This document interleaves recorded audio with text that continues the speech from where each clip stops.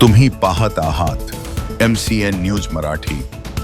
अकोला जिल्ह्याच्या तेल्हारा तालुक्यातील अडगाव बुद्रुक ते मालठाणा रस्त्यावर गेल्या 15 दिवसांपासून पडलेला खड्डा दिवसेंदिवस मोठा होत असून त्यामुळे मोठ्या अपघाताची शक्यता निर्माण झाली आहे। डांबरीकरणाचे काम अवघ्या 3-4 वर्षांपूर्वी झालेले असतानाही रस्त्याची अशी अवस्था झाल्याने बांधकामाच्या दर्जाबाबत प्रश्न उपस्थित होत आहेत। या मार्गावरून तळेगाव येथील शाळेच्या विद्यार्थ्यांची स्कूल बस तसेच मोठ्या प्रमाणात वाहतूक सुरू असते। जोरदार पाऊस झाल्यास रस्ता आणखी खचून गंभीर दुर्घटना होण्याची भीती नागरिकांनी व्यक्त केली आहे।